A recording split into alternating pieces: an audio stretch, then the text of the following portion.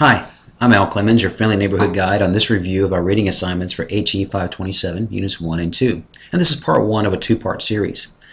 Learning comes in many forms, and sometimes it's a good idea to reflect and reframe on what we've learned. So this is a quick journey through our most recent readings.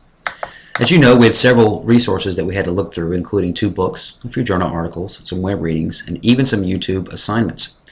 And as part of our review, I've highlighted 8 critical points from the reading. Moving forward with Back to Basics, Bloom's is blooming again, learner-focused teaching, measuring knowledge, content matters, frame of reference, formative assessments, and summative assessments. Of course, in order to move forward, sometimes you have to go back to basics.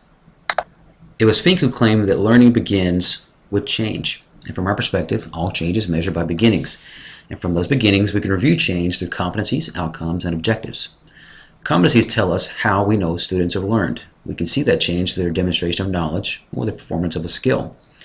Outcomes tell us where students are going. It's an end state of learning. And objectives tell us what they will learn, and these are typically seen in the little steps they take along the way of their journey.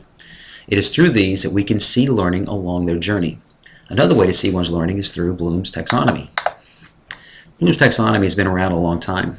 In fact, we're probably pretty familiar with Bloom's original taxonomy as shown on the left side of your screen.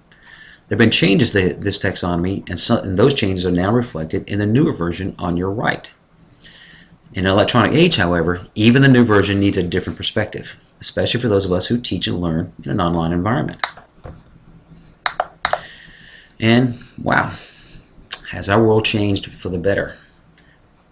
We still see Bloom's taxonomy displayed, but this time with many of the different web-based tools that apply to each level of the taxonomy. It's a great picture, and it tells us that web-based technology has a place in every level of learning, from remembering all the way through creating. This taxonomy is an incredibly helpful tool in our toolbox and reminds us as educators that our teaching should always be learner-focused. Learner-focused teaching is not a new idea, but the way in which we approach it in an online environment requires a review. As educators, we cannot ignore what our students are learning, much like we saw when we looked at objectives earlier. And likewise, how our students learn is significant to the methodologies we employ to facilitate their learning.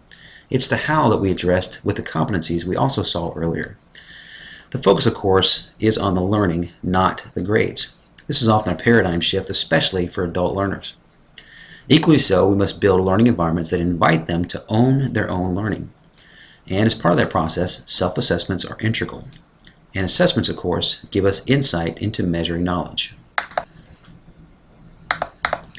And as it relates to measuring knowledge, it's important to consider the 3 types: declarative, procedural, and problem-solving. Declarative knowledge is what somebody already knows and can discuss at leisure. Like the discussion of objectives earlier, it addresses the what of the knowledge they already have. Procedural knowledge is the knowledge of how we do things, and that's closely associated with the competencies we previously addressed. And that can be classified in discrimination, concepts, and even rules. Problem solving engages declarative and procedural knowledge into resolving issues. Measuring knowledge is a complex issue, and one that reminds us that content matters. Content matters as it relates to assessment, and there are a few steps along this course. The first reminds us that we know the goals, but often aren't sure of the focus. Focus is about the context of the goals. For example, it's what's happening during the process or the environment that we're in. Examples include how we do assessments and response to assessments, and the medium we use to communicate, like email or Blackboard, or even a hybrid of some kind. The next step is about the content. It's what's being measured. How do we know our students have reached their goals, either during the course or at the end? What kind of content should we consider in these assessments? A lot of these decisions are based on judgment regarding our conversation centerpieces when we discuss measuring knowledge, specifically declarative knowledge, procedural knowledge, and problem solving. The final step addresses the observations we have during assessments. How many times or ways do we have to see to know they have it? This is answered through a range of measured knowledge and the typical length of time we'd expect a student to perform at a prescribed level. These steps address the content of assessments, but even then, we still have to interpret the results with a frame of reference. And that concludes part 1 of this 2-part series.